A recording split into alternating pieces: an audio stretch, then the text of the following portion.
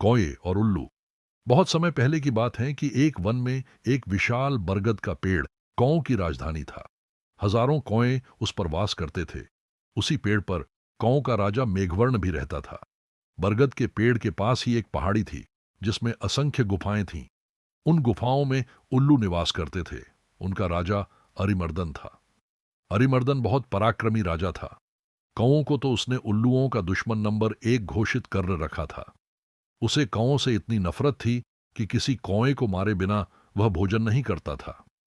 जब बहुत अधिक कौए मारे जाने लगे तो उनके राजा मेघवर्ण को बहुत चिंता हुई। उसने कौओं की एक सभा इस समस्या पर विचार करने के लिए बुलाई। मेघवर्ण बोला, मेरे प्यारे कौओं, आपको तो पता ही है कि उल्लुओं के आक्रमणों के कारण हमारा जीवन असुरक्षित हो गया है। हमारा शत्रु शक्तिशाली है और अहंकारी भी। हम पर रात को हमले किए जाते हैं। हम रात को देख नहीं पाते। हम दिन में जवाबी हमला नहीं कर पाते क्योंकि वे गुफाओं के अंधेरों में सुरक्षित बैठे रहते हैं। फिर मेघवर्ण ने सियाने और बुद्धिमान कौओं से अपने सुझाव देने के लिए कहा।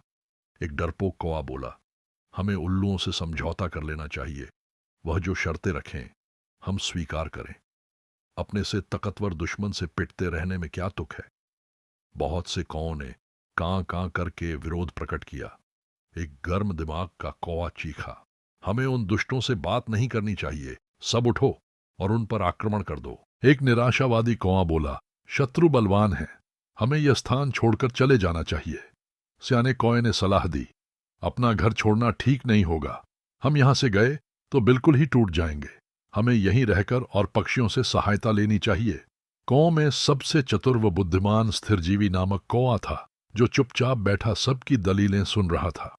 राजा मेघवर्ण उसकी ओर मुड़ा। महाशय, आप चुप हैं, मैं आपकी राय जानना चाहता हूं। स्थिरजीवी बोला, महाराज, शत्रु अधिक शक्तिशाली हो तो छल नीति से काम लेना चाहिए। कैसी छल नीति, जरा साफ साफ बताइए स्थिरजीवी, राजा ने कहा। स्थिरजीवी बोला, आप मुझे भला बुरा कहिए और मुझ पर जानलेवा हमला कीजिए। मेघवर्ण चौंका, यह आप क्या कह रहे हैं स्थिरजीवी? स्थिरजीवी राजा मेघवर्ण वाली डाली पर जाकर कान में बोला, छल नीति के लिए हमें यह नाटक करना पड़ेगा। हमारे आसपास के पेड़ों पर उल्लू जासूस हमारी इस सभा की सारी कार्यवाही देख रहे हैं। उन्हें दिखाकर हमें फूट और झगड़े का नाटक करना होगा। इसके बाद आप सारे कौओं को लेकर और ऋष्यमूक पर्वत पर जाकर मेरी प्रतीक्षा करें। मैं उल्लुओं के दल में शामिल होकर उनके विनाश का सामान जुटाऊंगा। घर का भेदी बनकर उनकी लंका ढाऊंगा। फिर नाटक शुरू हुआ। स्थिरजीवी चिल्लाकर बोला, मैं जैसा कहता हूं वैसा कर राजा के बच्चे। क्यों हमें मरवाने पर तुला है? मेघावर्ण चीख उठा, गद्दार, राजा से ऐसी बदतमीजी से बोलने की तेरी हिम्मत कैसे हुई?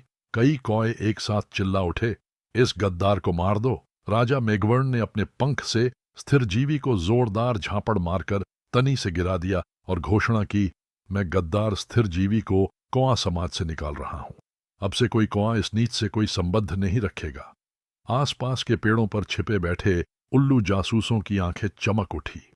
उल्लुओं के राजा को जासूसों ने सूचना दी कि कौओं में फूट पड़ गई है। मारपीट और गाली गलौच हो रही हैं। इतना सुनते ही उल्लुओं के सेनापति ने राजा से कहा, महाराज, यही मौका है कौओं पर आक्रमण करने का। इस समय हम उन्हें आसानी से हरा देंगे। उल्लुओं के राजा अरिमर्दन को सेनापति की बता सही लगी। उसने तुरंत आक्रमण का आदेश दे दिया। बस फिर क्या था, हजारों उल्लुओं की सेना बरगद के पेड़ पर आक्रमण करने चल दी, परंतु वहां एक भी कौआ नहीं मिला। मिलता भी कैसे? योजना के अनुसार मेघवर्ण सारे कौओं को लेकर और ऋष्यमूक पर्वत की ओर कूच कर गया था। पेड़ खाली पाकर उल्लुओं के राजा ने थूका, कौए हमारा सामना करने की बजाय भाग गए। ऐसे कायरों पर हजार थू। सारे उल्लू हूं की आवाज निकालकर अपनी जीत की घोषणा करने लगे। नीचे झाड़ियों में गिरा पड़ा स्थिरजीवी कौआ यह सब देख रहा था। स्थिरजीवी ने कां कां की आवाज निकाली। उसे देखकर जासूस उल्लू बोला, अरे, यह तो वही कौआ है जिसे इनका राजा धक्का देकर गिरा रहा था और अपमानित कर रहा था। उल्लुओं का राजा भी आया। उसने पूछा, तुम्हारी यह दुर्दशा कैसे हुई? स्थिरजीवी बोला, मैं राजा मेघवर्ण का नीति मंत्री था। मैंने उनको नेक सलाह दी कि उल्लुओं का नेतृत्व इस समय एक पराक्रमी राजा कर रहे हैं। हमें उल्लुओं की अधीनता स्वीकार कर लेनी चाहिए। मेरी बात सुनकर मेघवर्ण क्रोधित हो गया और मुझे फटकार कर कौओं की जाति से बाहर कर दिया। मुझे अपनी शरण में ले लीजिए। उल्लुओं का राजा अरिमर्दन सोच में पड़ गया। उसके सियाने नीति सलाहकार ने कान में कहा, राजन, शत्रु की बात का विश्वास नहीं करना चाहिए। यह हमारा शत्रु है, इसे मार दो। एक चापलूस मंत्री बोला, नहीं महाराज, इस कौए को अपने साथ मिलाने में बड़ा लाभ रहेगा। यह कौओं के घर के भेद हमें बताएगा। राजा को भी स्थिरजीवी को अपने साथ मिलाने में लाभ नजर आया और उल्लू स्थिरजीवी कौए को अपने साथ ले गए। वहां अरिमर्दन ने उल्लू सेवकों से कहा, स्थिरजीवी को गुफा के शाही मेहमान कक्ष में ठहराओ, इन्हें कोई कष्ट नहीं होना चाहिए। स्थिरजीवी हाथ जोड़कर बोला, महाराज, आपने मुझे शरण दी, यही बहुत है। मुझे अपनी शाही गुफा के बाहर एक पत्थर पर सेवक की तरह ही रहने दीजिए। वहां बैठकर आपके गुण गाते रहने की ही मेरी इच्छा है। इस प्रकार स्थिरजीवी शाही गुफा के बाहर डेरा जमाकर बैठ गया। गुफा में नीति सलाहकार ने राजा से फिर से कहा, महाराज, शत्रु पर विश्वास मत करो। उसे अपने घर में स्थान देना तो आत्महत्या करने समान है। अरिमर्दन ने उसे क्रोध से देखा, तुम मुझे ज्यादा नीति समझाने की कोशिश मत करो। चाहो तो तुम यहां से जा सकते हो।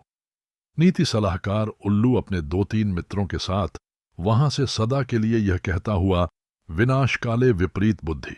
कुछ दिनों बाद स्थिरजीवी लकड़ियां लाकर गुफा के द्वार के पास रखने लगा। सरकार, सर्दियां आने वाली हैं। मैं लकड़ियों की झोपड़ी बनाना चाहता हूं ताकि ठंड से बचाव हो।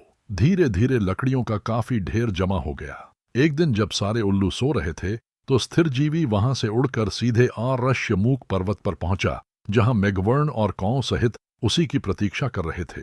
स्थिरजीवी ने कहा, अब आप सब निकट के जंगल से जहां आग लगी है, एक एक जलती लकड़ी चोंच में उठाकर मेरे पीछे आइए। कौओं की सेना चोंच में जलती लकड़ियां पकड़ स्थिरजीवी के साथ उल्लुओं की गुफाओं में आ पहुंचा। स्थिरजीवी द्वारा ढेर लगाई लकड़ियों में आग लगा दी गई। सभी उल्लू जलने या दम घुटने से मर गए। राजा मेघवर्ण ने स्थिरजीवी को कौआ रत्न की उपाधि दी। सीखा, शत्रु को अपने घर में पनाह देना अपने ही विनाश का सामान जुटाना है।